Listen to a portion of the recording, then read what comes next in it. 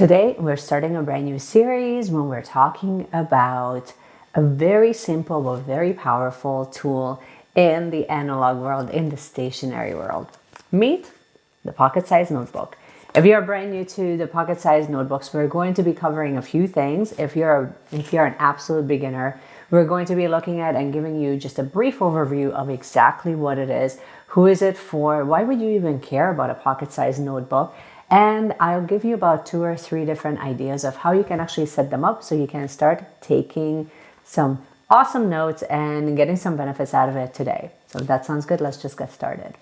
So the reason why I thought that this would be a fun video to kind of talk about today is because I have been seeing field notes popping all over the place up, and I've seen pocket-sized notebooks becoming more and more increasingly popular, and for a good reason. So I had a chance to kind of look into it. I mean, I have been using pocket-sized notebooks for quite some time, but I was never really a person who was constantly collecting notebooks. I never really wanted to be someone that just has multiple notebooks for multiple functions and that sort of thing. But as I've seen with people in my family started to use them more and more, I thought that it would be a really nice chance for us to kind of just sit down and chat about it and kind of tell you my 2 cents of what are some of the benefits that I have experienced from it. So exactly what is it? It's basically a small little size notebook. I'm going to be highlighting field notes in this particular video, but you will see that we are actually starting a full series called the Notebook Chronicles, where we will do comparisons for different brands, and I'm going to be giving you different uses. So we're going to be featuring different brands as well. Right now in this particular one, I happen to have quite a few of my field notes books available. So I thought that we would just kind of chat about it. So what is it? It's just the outside cover is more of a harder cardstock, and it's kind of stapled together in the middle. Most of these booklets come about 48 pages, and you can kind of choose if you want like a grid, a dot grid, or lined, or if you actually, I don't think that they make dot grid. They make a grid, a lined, or a blank, and then you can kind of choose your adventure of how you wanted to use them. Now on the back of the notebook, most of them are pretty consistent with what the front looks like and what the back looks like. In the front, it gives you a spot where you can kind of write down who is it for. If you want to write down, this is usually a spot where you can either add stamps or you can add just whatever information you find important, when you started it, when you finished it, and then of course in case you lose it, then you can write in your info. In the back, it does give you some specifics about the notebook itself, how to use them, and then, of course, their own little brand story. So why do we really care about this? Well, we care about this because most of us are on our phones all the time. And when it comes to being someone who consumes a lot of media digitally, we are living in an era where having analog tools such as just like this basic little notebook, it's almost like unheard of at this point. For the most part, we seek information through our phones, through the internet, and of course, we're being constantly bombarded with information all the time. So digital consumerism and digital overwhelm is definitely at an all-time high. Most people definitely struggle with mental health issues such as overwhelm, anxiety, decision fatigue. Decision fatigue happens to be one of the biggest ones, actually. So obviously, having tools like this where we can kind of return back to a more natural way of living and a more slowed down way of being, and using these tools in a really particular way that can actually help us, obviously it's going to be really popular. Who is it really for? Fantastic question. In my opinion, it's for everybody. It's for those of us that are it's for creators, for artists, it's for entrepreneurs, it's for people that work in offices. It can be suitable for literally anyone because the uses are so wide that it really doesn't really limit you, because it kind of gives you a bunch of possibilities of which direction you can go into. So and I think that because it gives you so many different opportunities and so many different possibilities, it can actually, unfortunately, it can be overwhelming to figure out, okay, what do I use this for? So in this case, I'm going to be really focusing on just how you use it to help your mental health. So I think that keeping things really simple and easy and effortless is one of the best ways that we can kind of avoid overwhelm. And the other thing is that because most of us have really shortened our attention span, tools like this can really help you just bring back the focus, because you're slowing down the process within, when you're writing, you're slowing down the process within your brain so that not your thoughts have time to kind of catch up. And also, you're giving yourself the opportunity to actually remember, because then now we're involving the eyes, now we're involving the hands, the brain, like, because there's multiple processes that are kind of happening in the process of writing, and your eyes are kind of looking at what you're writing. It allows your memory to kind of capture, like, as a visual memory, to keep track of whatever you happen to be writing. Hence why they always tell you that you will more than likely going to remember whatever you end up writing down. That's sort of where that saying is coming from. If you're looking at more of like the bodily processes and what takes place, in a really simplified way, this is kind of essentially what happens, that you're using neural pathways for you to be able to hear me, and to obviously to like look at the paper, to touch the paper, to write on the paper. You get the idea.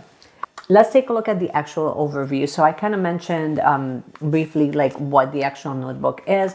What makes it unique is that each of them, like Field Notes, kind of releases different series throughout the year. So this particular one that I'm showing you is the National Park series. So they like to kind of team up with different artists or different, in this case, national parks. And then they're highlighting like different designs from that. And then they are also mentioned in the back that they are offering like a portion of the proceeds actually go to the national park itself, which I really love. Recently, they did come up with a couple of different specific type of notebooks. These are the index edition. The index edition, one of them is kind of set up like an ongoing to-do list, which is really cool. I'm actually using this for finances. And then the other one is more set up like a dated or undated weekly, that you can use this for just quick little things that are happening. So these are very specific in a sense, because they still give you the possibility of using them for whatever you need, but they do give you some ideas of how you can use them in the back of the book.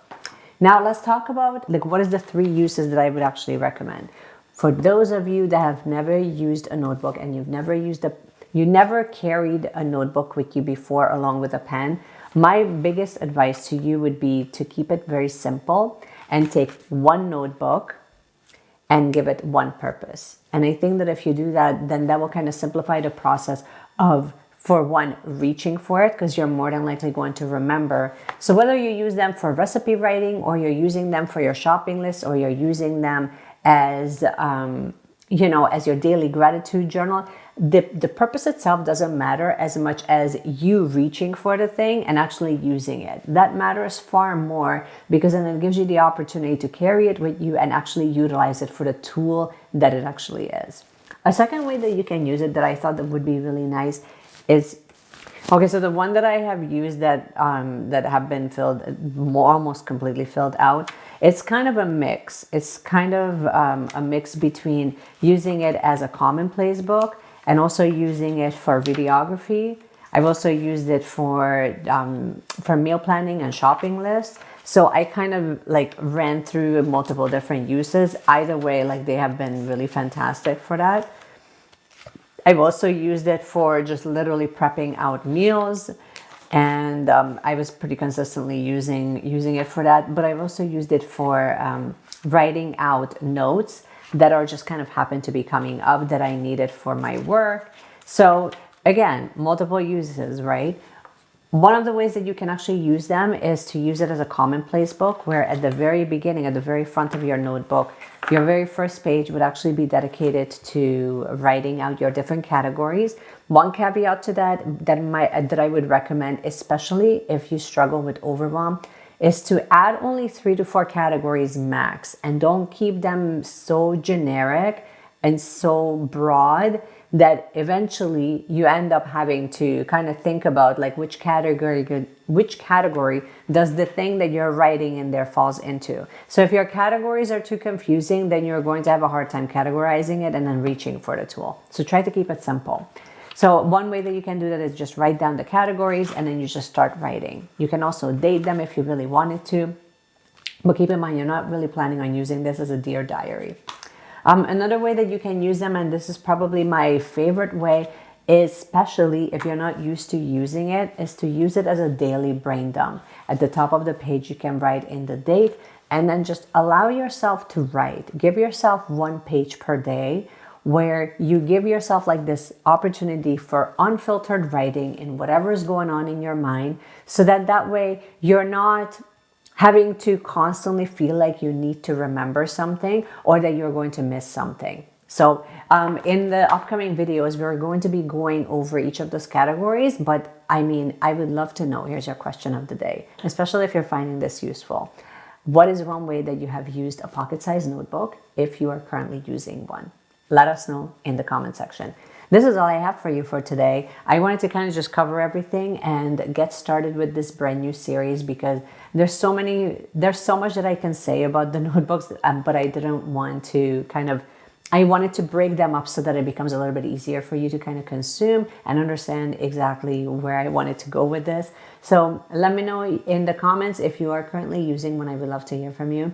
And thanks so much for watching, you guys. I appreciate you being here. If you enjoyed this video, you already know how to support the channel. You can subscribe, you can hit the notification bell so you get notified every time I release a new video. Obviously, you just hanging out with me here means the absolute world. So thanks so much for hanging out today. And yeah, just keep planning, keep journaling, keep doing all the things. And I will see you guys again in my next video. Bye.